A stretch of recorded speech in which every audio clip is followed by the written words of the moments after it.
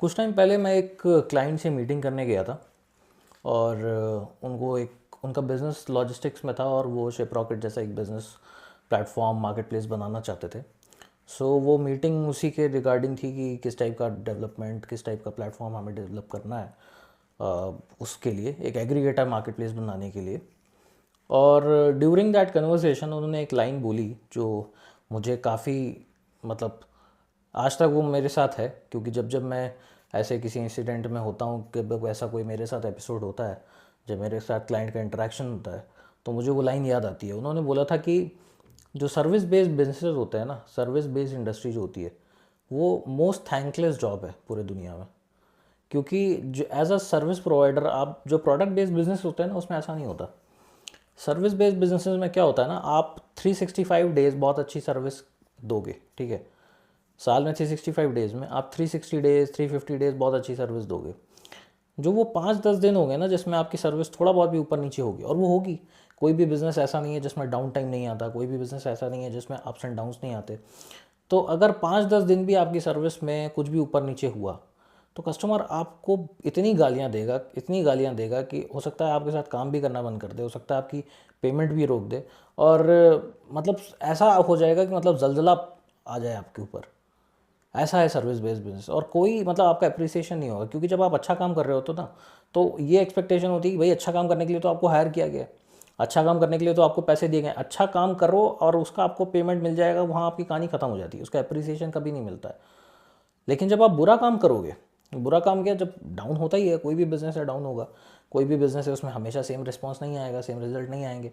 और इंडिया जैसी मार्केट जो कि पूरी तरीके से सिक्लिकल है, इंडिया मार्केट एक ऐसी मार्केट है जिसमें 365 डेज़ अगर हैं, 12 महीने हैं, 12 महीने एक जैसा रिस्पॉन्स नहीं आता है। आप देखेंगे हर बिज़नेस जो है ना वो सीज़न वाइज चलता है इसमें।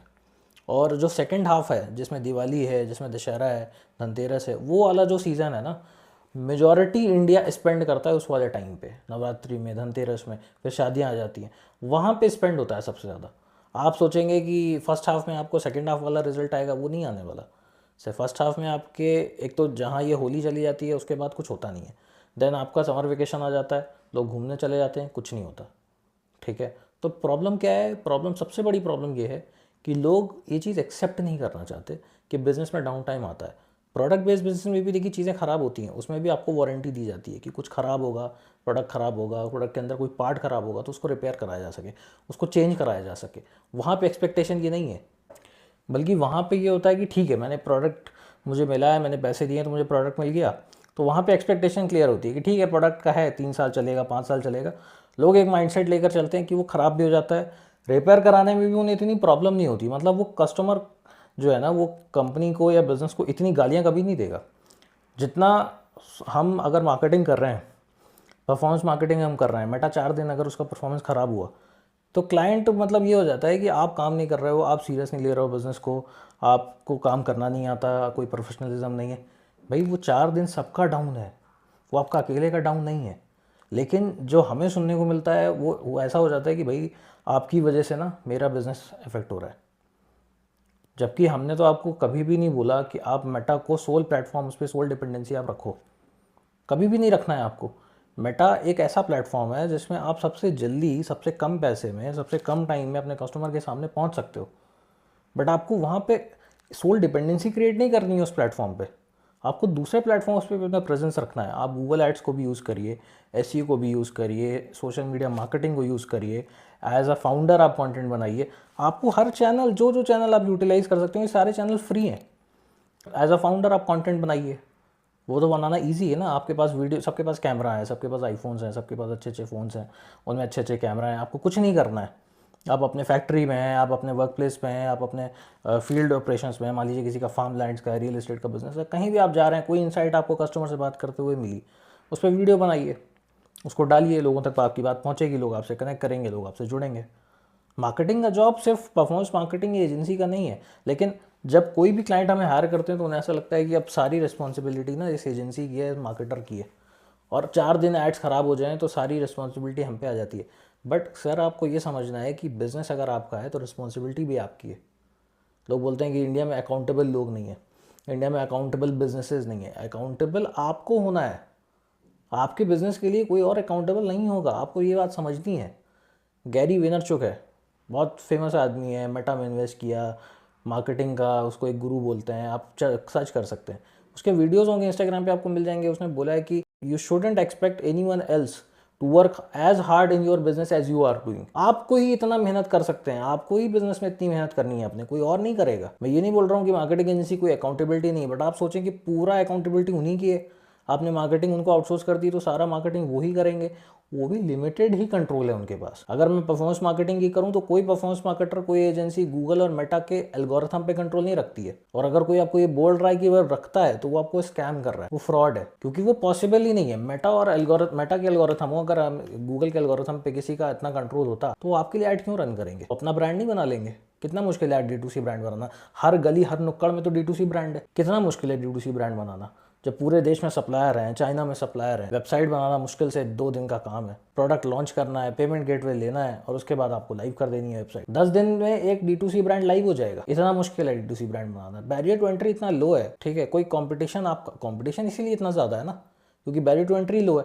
अब आप सोच रहे हैं कि मैंने मार्केटिंग एजेंसी हायर कर दी, सारा कुछ जो मतलब सारा जितना मुश्किल काम है वो मार्केटिंग एजेंसी करेगी, मार्केटिंग एजेंसी वीडियो बनाएगी, मार्केटिंग एजेंसी ऐड रन करेगी, मार्केटिंग एजेंसी ऑर्डर लाएगी, ऑर्डर कंफर्म वो करेंगे, और उसके बाद जब आपसे वो पेमेंट की बात होती है तो पेमेंट वहाँ पे किसी को करना नहीं है ढंग से। तो सर ऐसे तो रिजल्ट नहीं आएगा ना, और यही प्रॉब्लम है। सर्विस इंडस्ट्री जो है it's the most thankless job. आप सब कुछ करोगे, मैंने तो बेस्ट से बेस्ट रिजल्ट भी लोगों को लाके दिया, उसके बाद भी लोगों का एक रहता है कि एक्सपेक्टेशन की मैच नहीं होती है। क्योंकि जाहिर सी बात है एक्सपेक्टेशन इसलिए मैच नहीं हो रही क्योंकि आप अपने बिजनेस के जो मैट्रिक्स हैं उनको कंपेयर कर रहे हैं किससे, किसी दूसरे बिजनेस। जबकि होना क्या चाहिए कि आपके बिजनेस का कंपैरिजन किसी और से नहीं हो सकता, हो भी सकता है तो फिर आपके इंडस्ट्री स्पेसिफिक उसी टाइम के सिमिलर टाइम पे जो ब्रांड्स स्टार्ट हुए उनसे हो सकता है। अब आज अगर कोई स्किन केयर में, ब्यूटी में या कॉस्मेटिक्स में ऐसा कोई ब्रांड आता है जो मामाअर्थ से कंपेयर करे, और पहले दिन से वो मामाअर्थ से कंपेयर करना स्टार्ट कर दे, या पहले दिन से भी नहीं, वो 1 साल के ऑपरेशंस में मामाअर्थ से कंपेयर करना स्टार्ट कर दे, तो मुझे आप बताइए ये कितना लॉजिकल है। बट यही होता है सर्विस बेस्ड इंडस्ट्रीज में, हम यही तो फेस कर रहे हैं। आप लेबलिंग आप देख नहीं रहे हो अपने प्रोडक्ट की, पैकेजिंग आप नहीं देख रहे हो, और उसका जैसे ही आप हमारे पास आते हो तो आपको ऐसा होता है कि मैं अगर ऐड चला रहा हूँ, मतलब एक्सपेक्टेशन जब मैं सुनता हूँ, मैं उसकी बात कर रहा हूँ, जब एक्सपेक्टेशन मैं सुनता हूँ हमें मामाअर्थ बनाना है, तो मामाअर्थ बनाना है तो फिर वो टेम्पलेट आपको फॉलो करना पड़ेगा, क्योंकि टेम्पलेट तो पब्लिक है। मामाअर्थ ने क्या किया ये स्टोरी आपको पब्लिक में मिल जाएगी, वो इतना कोई ऐसा हिडन सीक्रेट नहीं है ना, कोका कोला की रेसिपी नहीं है जो इतना हिडन सीक्रेट है, वो ओपन में है। बट अगर आपको लग रहा है कि जो मामाअर्थ ने किया है हम वो फॉलो नहीं करेंगे, जितना उन्होंने स्पेंड किया हम उसका 10% भी नहीं करेंगे और हम मामाअर्थ बना लेंगे, तो सर अगर इतना सिंपल होगा तो फिर कोई भी कर लेगा ना। मेरा तो सिंपल सा सवाल आपसे है कि अगर इतना सिंपल है तो आप खुद क्यों नहीं कर लेते, और आप लगता है आपको कि इतना सिंपल है तो और लोग भी तो कर सकते हैं, बट वो नहीं है ना सिंपल, वो नहीं है सिंपल। डिसरप्शंस आएंगे, आपका रोया जो 5 का आ रहा है वो कभी 1 का हो जाएगा, अभी 2 का हो जाएगा, अभी चल ही रहा है ना।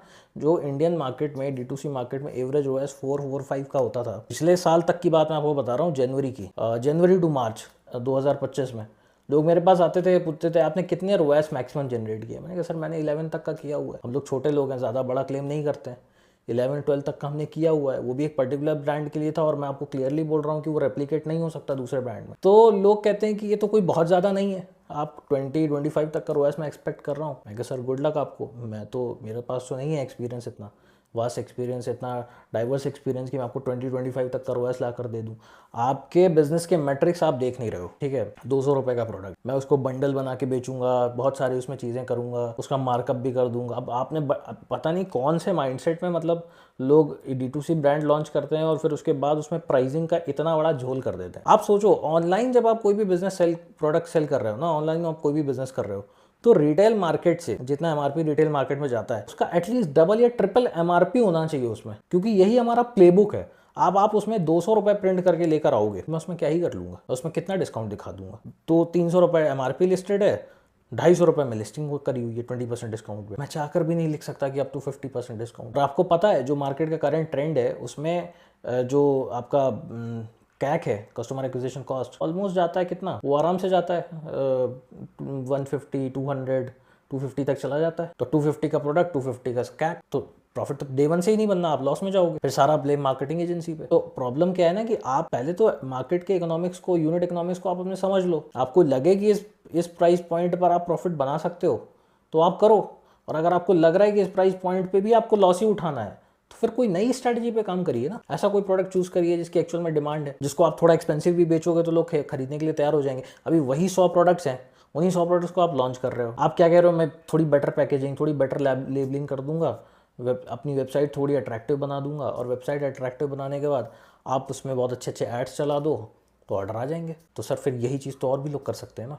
मेरा सवाल सिर्फ इतना है कि आपका डिफरेंशिएटर क्या है। अगर यूएसपी कुछ नहीं है बिजनेस में तो भाई बिजनेस नहीं चलेगा। आपको कैसे मैं समझाऊं, कहाँ आप जहाँ बोले मैं वहाँ लिख के दे दूँ। बिना डिफरेंशिएटर D2C ब्रांड्स आप नहीं चल सकते, क्योंकि हर गली हर नुक्कड़ में एक D2C ब्रांड है। वही same beauty skin care product आप दूसरी सप्लायर से बना रहे हो जिससे और 25 ब्रांड्स बना रहे हैं, तो where is the differentiator? It doesn't exist and that is why the business doesn't exist. तो ब्लेम मार्केटिंग एजेंसी पे या मेटा पे तो सेकेंडरी है, आप डाल के आप अपने को तसल्ली दे सकते हो सर, रियलिटी कुछ चेंज नहीं होगी।